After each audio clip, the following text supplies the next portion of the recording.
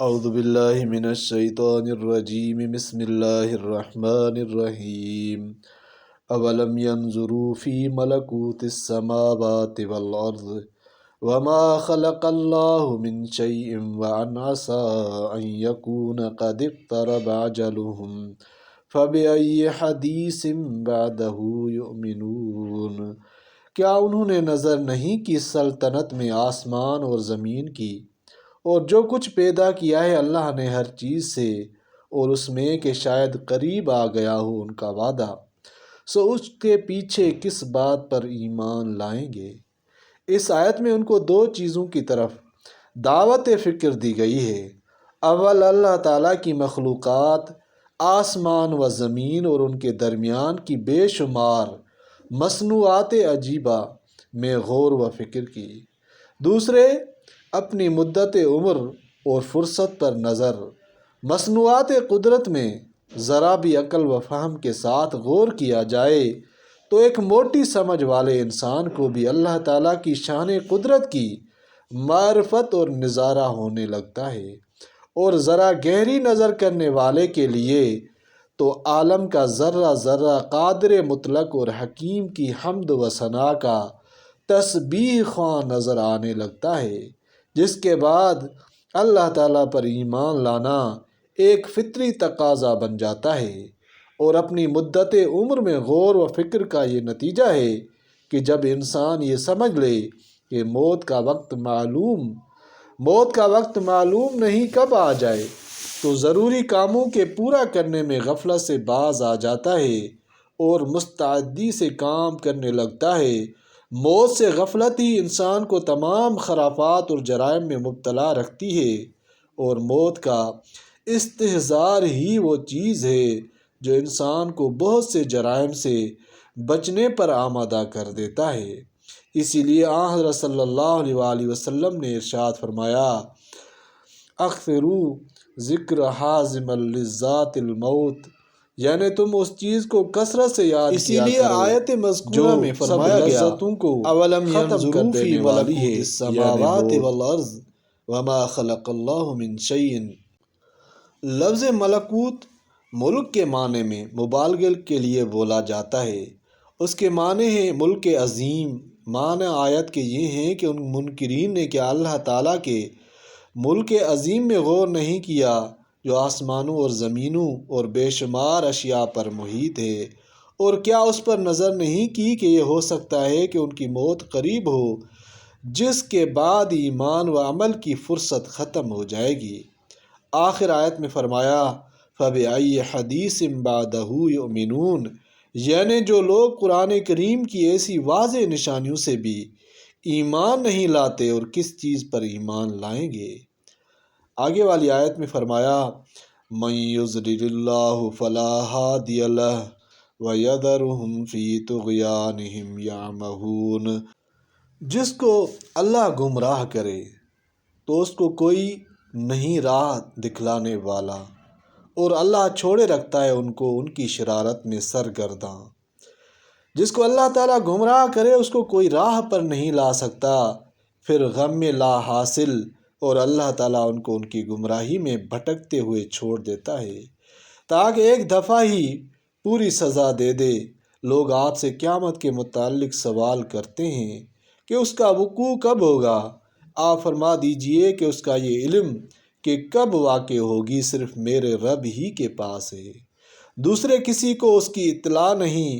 اس کے وقت پر اس کو سوائے اللہ کے کوئی اور ظاہر نہ کرے گا، اور وہ ظاہر کرنا یہ ہوگا کہ اس کو واقع کر دے گا۔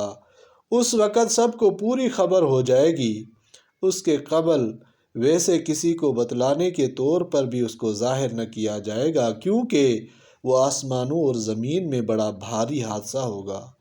اس لیے وہ تم پر محض اچانک بے خبری میں آ پڑے گی، تاکہ وہ جس طرح اجسام پر ان کو متغیر و متفرق کر دینے میں بھاری ہے، اسی طرح قلوب پر بھی اس کا بھاری اثر ہوگا، اور پہلے سے بتلا دینے میں یہ بات نہیں رہتی، اور پوچھنا بھی تو ان کا معمولی طور پر نہیں، بلکہ وہ آپ سے اس طرح اصرار و مبالغے سے پوچھتے ہیں جیسا گویا آپ اس کی تحقیقات کر چکے ہیں اور تحقیقات کے بعد آپ کو اس کا پورا احاطہ ہو گیا ہے۔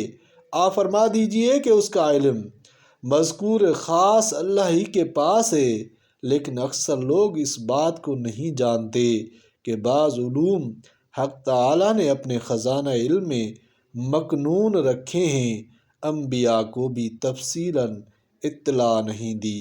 بس اس کے نہ جاننے سے کسی نبی کے عدم اطلاع تعین قیامت کو معاذ اللہ دلیل نفی نبوت کی سمجھتے ہیں، اس طرح سے کہ نبوت کے لیے یہ علم لازم ہے اور انتفاع لازم مستلزم انتفاع ملزوم ہے، حالانکہ مقدمہ محض غلط ہے۔ معارف و مسائل، ان سے پہلی آیات میں کفار و منکرین کی ضد و ہٹ دھرمی اور کھلی ہوئی آیت قدرت کے ہوتے ہوئے ایمان نہ لانے کا ذکر تھا۔ یہ مضمون رسول اللہ صلی اللہ علیہ وآلہ وسلم کے لیے امت اور عام مخلوق کے ساتھ غایت شفقت و رحمت کی بنا پر انتہائی رنج و غم کا سبب ہو سکتا تھا۔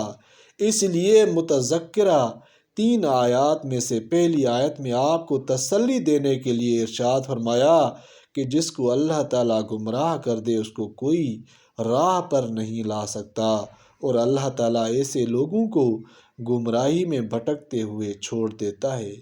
مطلب یہ ہے کہ ان لوگوں کی ہٹ دھرمی اور قبول حق سے اعراض پر آپ رنجیدہ نہ ہوں، کیونکہ آپ کا فرائض منصبی اتنا ہی تھا کہ حق بات کو صاف صاف مؤثر انداز میں پہنچا دے۔ وہ آپ پورا کر چکے، آپ کی ذمہ داری ختم ہو چکی۔ اب کسی کا ماننا یا نہ ماننا یہ ایک تقدیری امر ہے جس میں آپ کو دخل نہیں، پھر آپ غمگین کیوں ہوں؟ اس صورت کے مضامین میں سے 3 مضمون بہت اہم تھے: توحید، رسالت، آخرت، اور یہی 3 چیزیں ایمان اور اسلام کی اصل بنیادیں ہیں۔ ان میں سے توحید و رسالت کا مضمون پچھلی آیتوں میں تفصیل کے ساتھ آ چکا ہے۔ مذکورہ آیتوں میں سے آخری 2 آیتیں مضمون آخرت و قیامت کے بیان میں ہیں، جن کے نزول کا ایک خاص واقعہ ہے جو امام تفسیر ابن جریر اور عبد بن حمید نے بروایت قتادہ نقل کیا ہے کہ قریش مکہ نے رسول اللہ صلی اللہ علیہ وسلم سے بطور استہزاء و تمسخر کے دریافت کیا کہ آپ قیامت کے آنے کی خبریں دیتے اور لوگوں کو اس سے ڈراتے ہیں۔ اگر آپ سچے ہیں تو متعین کر کے بتلائیے کہ قیامت کس سن اور کس تاریخ میں آنے والی ہے، تاکہ ہم اس کے آنے سے پہلے کچھ تیاری کر لیں۔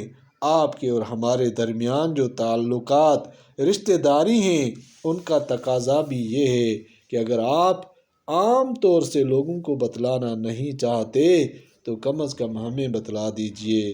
اس پر یہ آیت نازل ہوئی۔ اللہ تعالیٰ قرآن پاک کو سمجھنے اور عمل کرنے کی توفیق عطا فرمائے۔ آمین یا رب العالمین۔